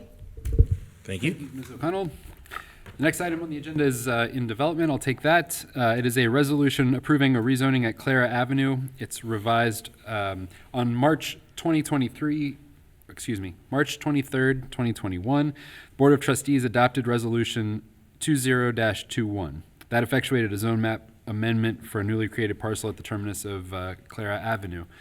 When our current planning staff reviewed the document ahead of this month's zoning commission meeting, it was determined that there were a number of rather substantial errors, omissions, and typographical mistakes that needed to be addressed in the original resolution. This resolution that's in front of you today repeals and replaces Resolution 2021 and corrects the mistakes that were made in that resolution. The recommendation is to adopt this resolution. I would motion that we adopt the corrected resolution. Second. In discussions? Thank you for making the corrections. Yes, sir. Mr. Baker, roll call. Nothing else. Matt, you got Nope. roll call, please. Mr. Unger? Aye. Mr. Rajagopal? Aye. Mr. Waller? All right. Thank you, Board. The next items are in administration. The first item is a motion to authorize the Township Administrator to execute a contract with Urban Fast Forward for the production of a strategic reinvestment plan for Groesbeck. As we all recall, Colerain Township has received $30,000 in federal community development block grant funding from Hamilton County Community Development, and it was proposed and budgeted that that money be used to complete a strategic reinvestment plan for our Groesbeck neighborhood, very similar to what we accomplished in our Northbrook neighborhood with the Northbrook Now strategic reinvestment plan that was adopted by the board. We, on Tuesday, April 27th of this year, the board authorized the release of a scope of services, which was published on the township website. Responses were due on May 26th. We received one response from a qualified respondent, and we now recommend that we execute a contract with Urban Fast Forward for the production of a strategic reinvestment plan for that neighborhood. With your authorization to execute the contract, we will be able to start the project hopefully on or about June 14th, and the targeted completion date is December 31st of this year. Again, the recommendation is to adopt the motion. I would motion that we authorize the Township Administrator to execute a contract with Urban Fast Forward for the production of a strategic reinvestment plan for Groesbeck. I second it. Any discussions? Yes, that is with grant dollars, so it's not with local tax dollars. And the document is available on our, for those following along at home, on our agenda. The whole document is right there, which is what I've got on my screen right now. So there it is. I think the investing money for the Groesbeck area is very critical. That's actually a gateway to the Colerain Township. That's a project we talked about early meetings. You plan to create some TIF districts in the area, build the economy there. It's very vital. We need to use very strategically how we can develop a plan, which becomes like a guidelines or marker for the investment for the futures. And also this kind of strategic planning help to get the grants you submit. So when you submit for the grants, we already prepared. The people look at it, the governments, federal, state government look at it. They need this grants for the future developments. That's an area Groesbeck need to be developed. Okay. Yeah, I agree. I think that Groesbeck, as it abuts the city of Cincinnati, is there in the Mount area is a significant target for reinvestment and for improving, especially along the corridor, Colerain corridor, improving some of the businesses and filling in some of the vacant areas, and in many ways kind of returning back to the past, the way things were. In high school, I used to remember always driving by. I may have stopped once or twice to the Rack's roast beef that was on Colerain. It's changed hands about 5 times since then, but a lot's happened since then. I think it has a lot of potential, a lot of latent potential, and I look forward to empowering the people of Groesbeck to use these tools and help improve the community. And I think it's an opportunity for a little bit of coordination with Green Township, because as as people know, when you leave the city of Cincinnati, where you come into Green at Colerain and Blue Rock, and then the former Jiffy Lube that was there, and Frisch's and Waltz, and the former Mount Airy IGA, that's all in Green Township, and you're not actually in Colerain Township until you get to Burnside. And some folks drive up and they see a lot of opportunity there, and so hopefully we can coordinate, and as you talk to these folks, talk to Green and see if we can get them to, start paying attention to that very corner of Green Township, and see if we can work together and get that whole stretch looking better. Sounds good. Thank you, Dan. Mr. Baker, roll call, please. Mr. Unger? Aye. Mr. Rajagopal? Aye. Mr. Waller? Aye. Thank you, Board. I'd like to invite Mr. Weckbach up to present the next several items. Good evening, Board. The first item I have before you tonight is a discussion and potential action related to a public-private partnership for Station 26 in the Fire Department. You'll recall back at the start of May, you all issued a request for proposals for public-private partnerships for the building and construction of a new fire station. After a period of a month, we collected various responses. We actually had 2 responses come back. One from, it's called PFIC, Public Facilities Investment Corporation, and one from Genesis Municipal Development. Staff met with and interviewed these 2 firms over the past couple of days. We've gleaned a lot of different information from this proposal and from this process. At the start of this process, one of the things we were very interested in was the opportunities that the private sector was potentially able to take advantage of from a financing standpoint that we might not be able to. I cannot say that there were necessarily any unique tax credits or things to that nature that the private sector would be able to take advantage of that would create significant cost savings to the township. Certainly, going this route would create some efficiencies, general efficiencies, by having a team together at the very start of the project that could lead you through. But in terms of the question of whether or not this would result in something that would be substantively more cost effective because of the ability to take advantage of tools and resources that the private sector has, I don't know that we were able to answer that question in the affirmative. And so with that, I'll turn this over to the board for questions, discussion, and any direction you'd like to provide staff.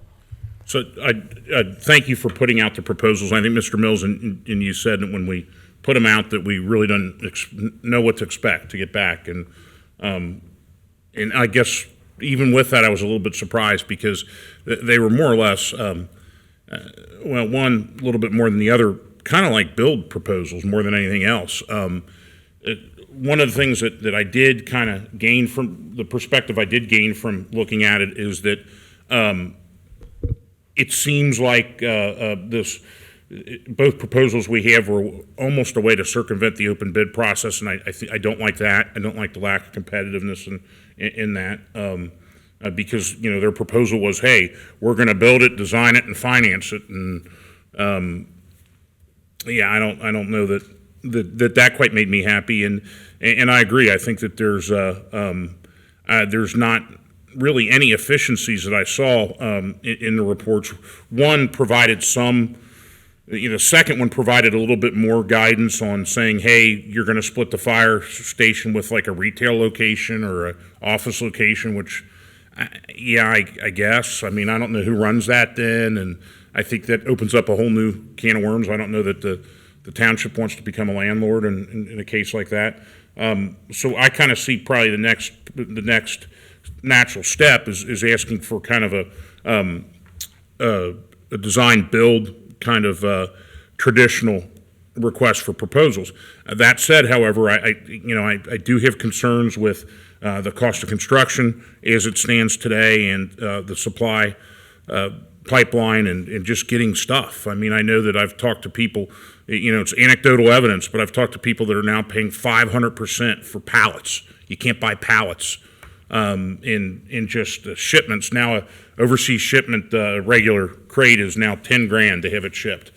So we have some supply line interruptions that I'm concerned about, but that would be then reflected in any kind of bids that we get. So, I'm cautious as usual, but I think that would, for me, that's the next natural step.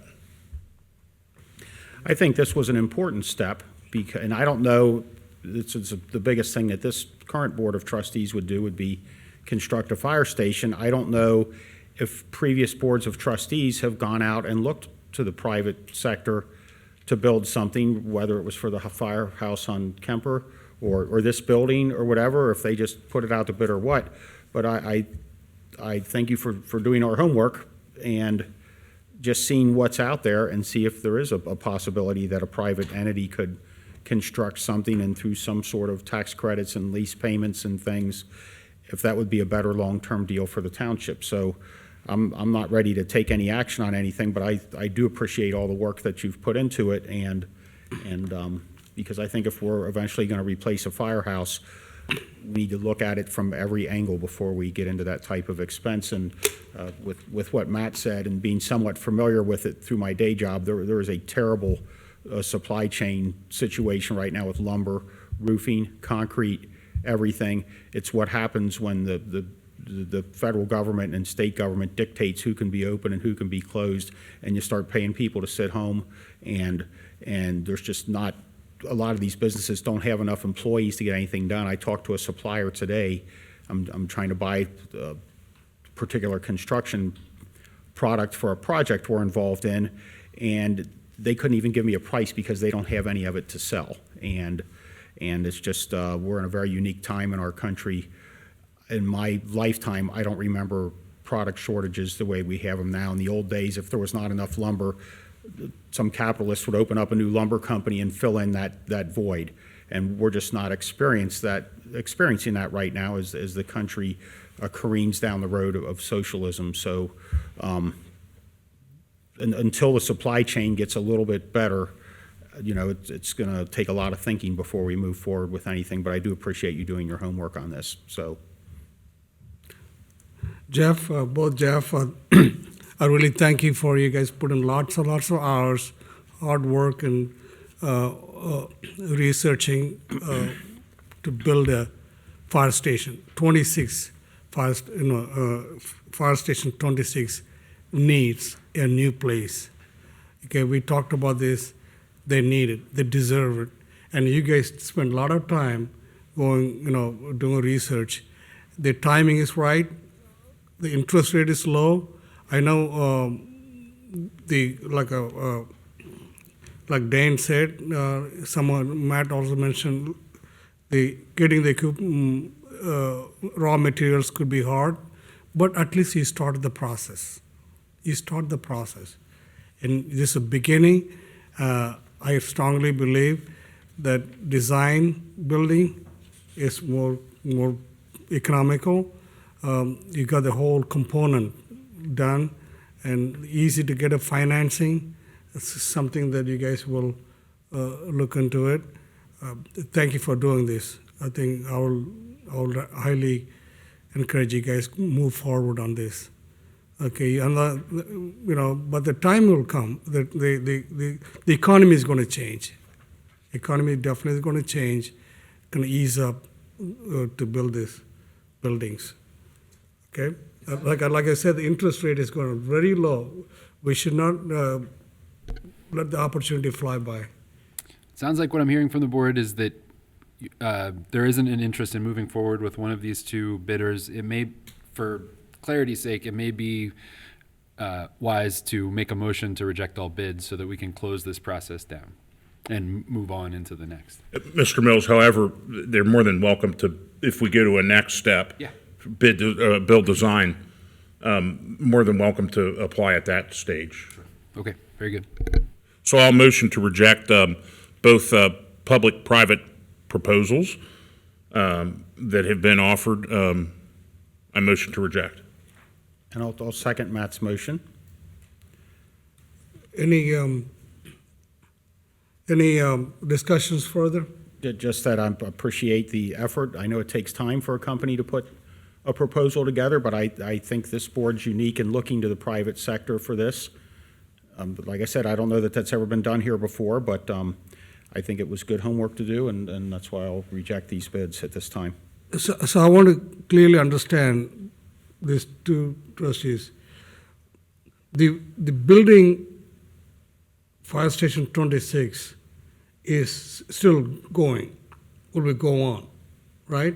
The bottom line now Matt is rejecting is the two companies, the proposals, correct? Is my understanding is? So you all asked us to explore a project delivery method that is called a P3, public-private partnership. And what we're doing now is saying, it appears as though what you're doing now is saying, after reviewing the two proposals for the public-private partnership project delivery method, we don't want to do that. What I'm hearing you say, though, is that you do want to move forward with a design-build project. Or explore Yes, design. I would, that would be my next step, is to explore Design. going, like so many other municipalities have done. We talked about Westchester a year and a half ago.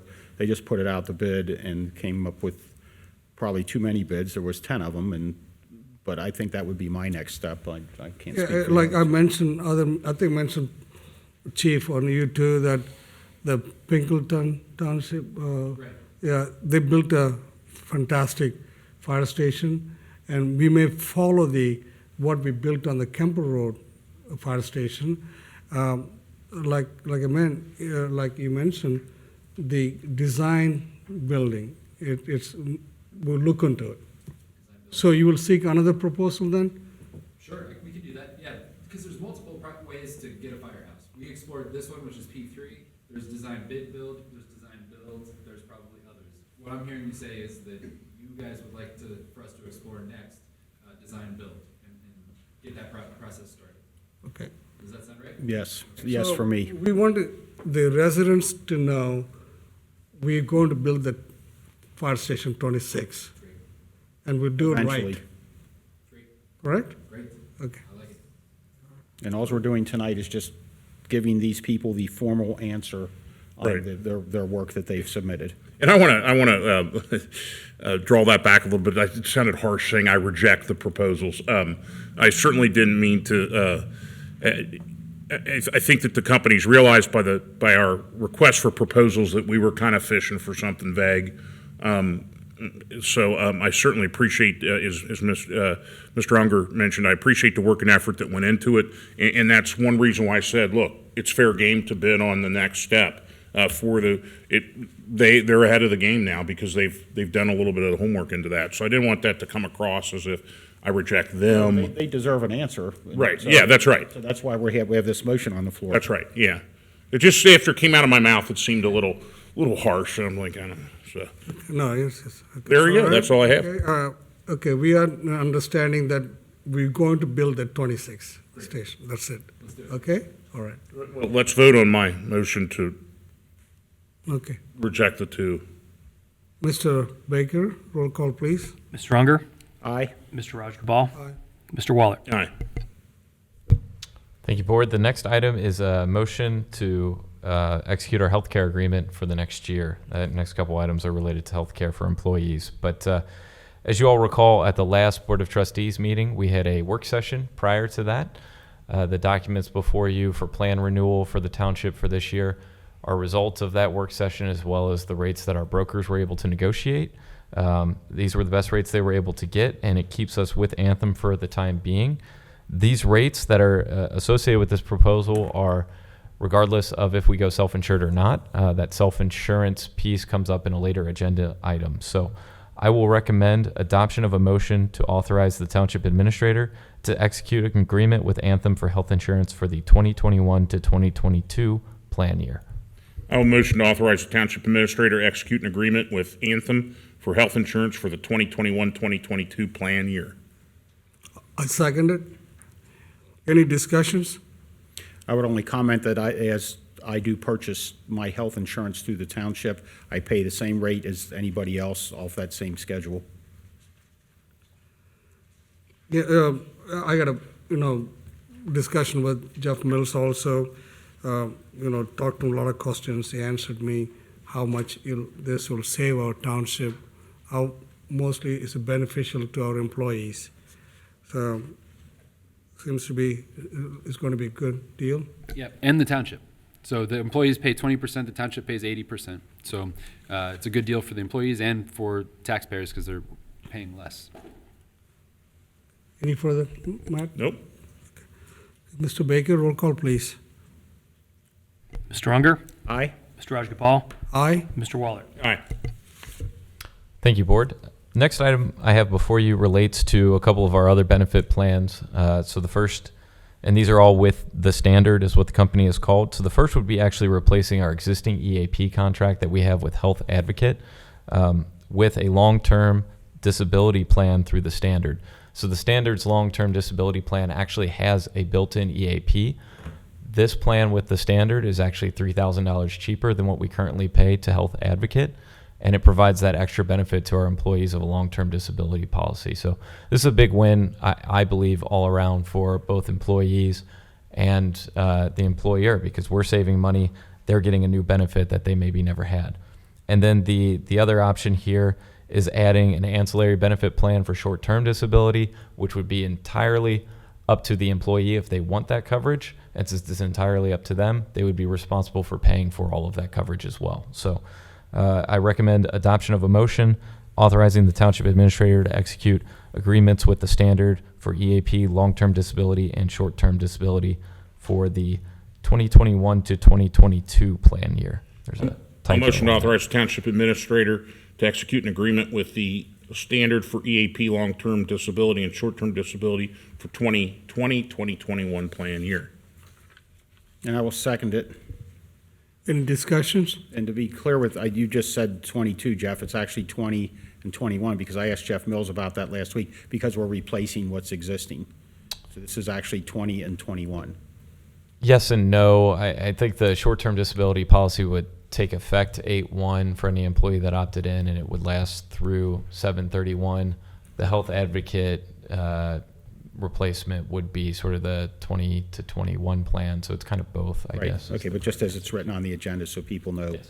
what that is. I have no other comments. Okay, any further discussions? Mr. Baker, roll call, please.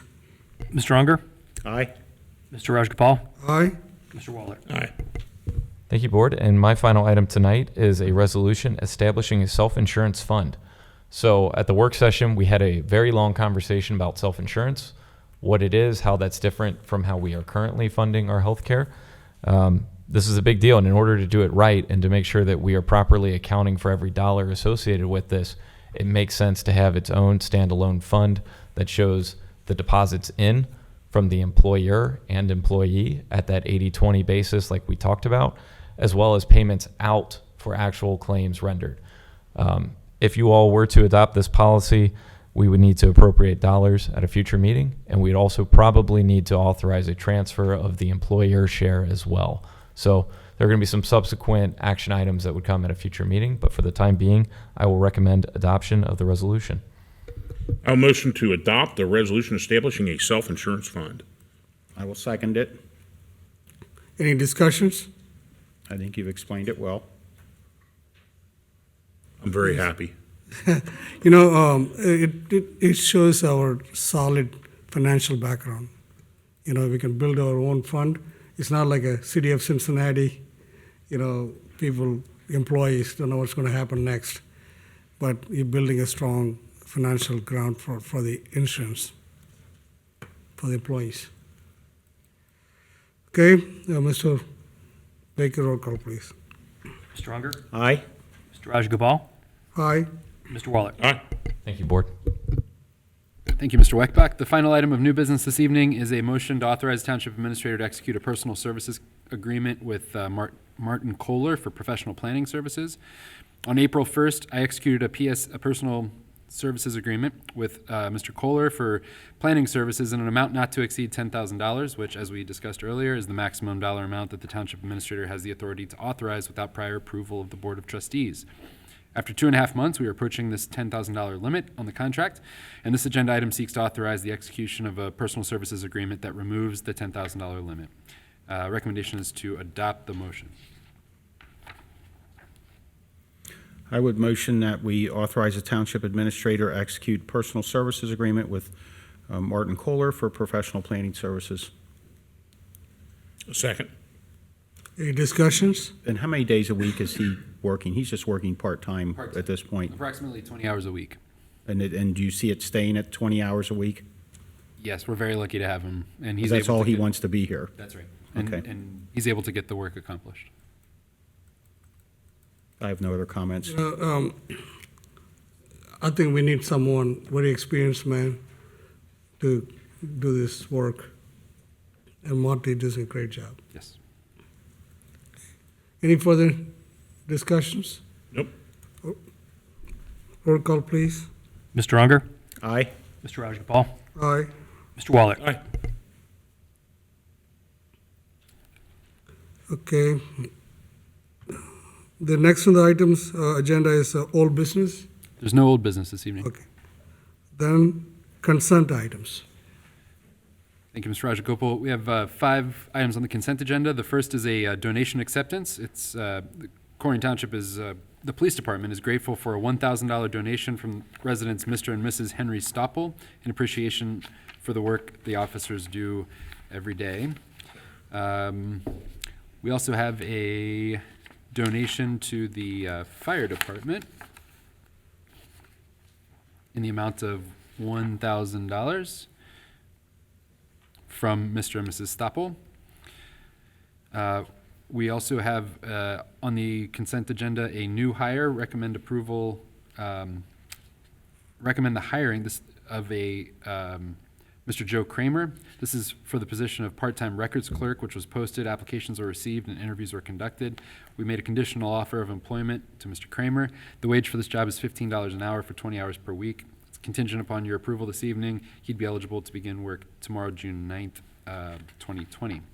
We have another new hire item. This is for development officer in our development department. The position of development officer was posted, applications were received, interviews were conducted. Conditional offer of employment was extended to Mr. Steven Springsteen. The wage for this job is $21.63 per hour for 40 hours per week. Contingent upon your approval this evening, he'd be eligible to begin work on June 14th of this year. Jeff, I would like to go ahead and vote on items A through D. Okay. So I will motion that we approve consent items A, B, C, and D. I'll second that. Any discussions? Thank you to the families that donated to our police and fire department, and welcome aboard Mr. Springsteen and Mr. Kramer. I also thank the family who donated money for our police and fire department. It's very kind of you.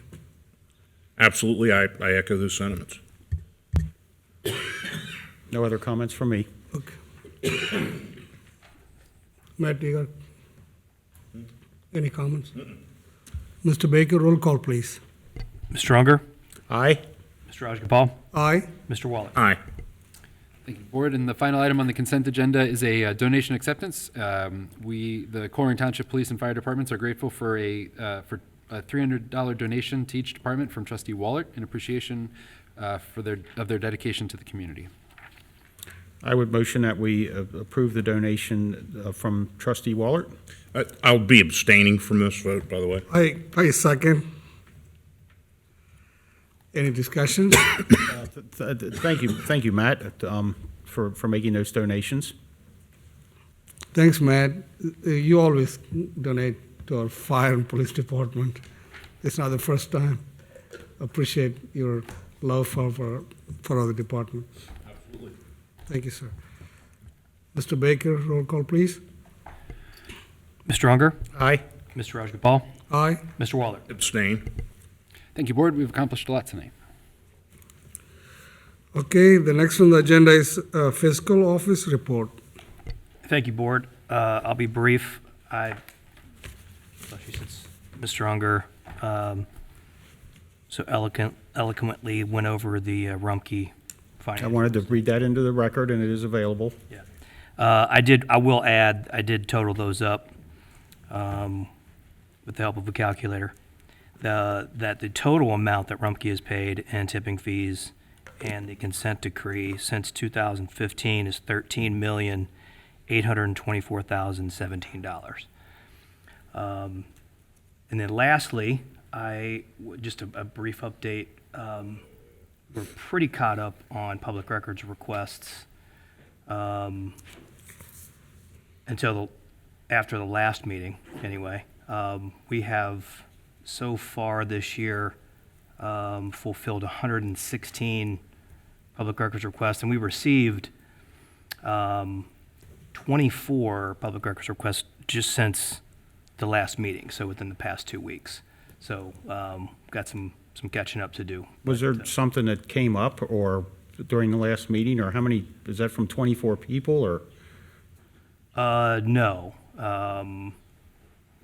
Out of the 24, 20 are from 2 individuals, and there were 4 others.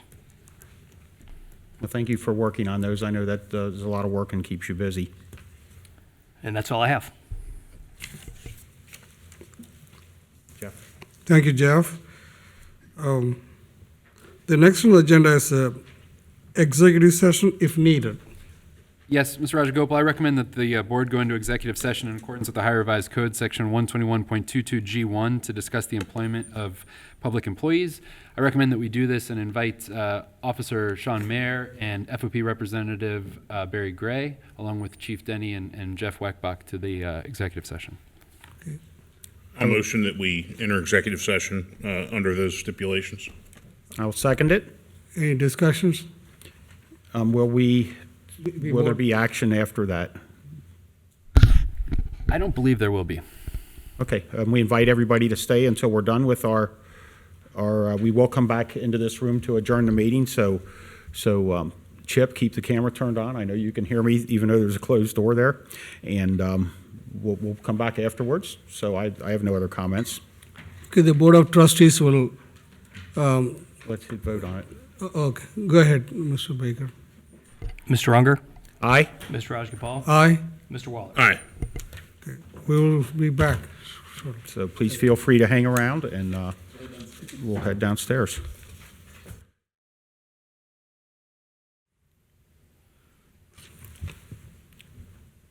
The Board of Trustees can back from the executive sessions. Mr. Baker, roll call, please. Mr. Unger? Here. Mr. Rajagopal? Here. Mr. Waller? Here. It is 10:04 p.m. Yes. Mr. Jeff Mills, you got anything to report from the executive sessions? Yes, sir. I recommend that the pursuant to the collective bargaining agreement with the Fraternal Order of Police, that the board designate the township administrator to issue a report on the step 4 hearing. I would motion that we do as Mr. Mills has requested. I second it. Any discussions? Does that cover everything, Scott? Yes. Okay. No other comments from me? Okay. None from me. None from me. Okay. Mr. Baker, roll call, please. Mr. Unger? Aye. Mr. Rajagopal? Aye. Mr. Waller? Aye. So we have motion to adjourn the meeting. I will motion to adjourn the meeting. I second it. Any discussions? It's 10:05 p.m. Okay. No discussion from me, Mr. Baker? Mr. Unger? Aye. Mr. Rajagopal? Aye. Mr. Waller? Aye. The Board of Trustee meeting is adjourned.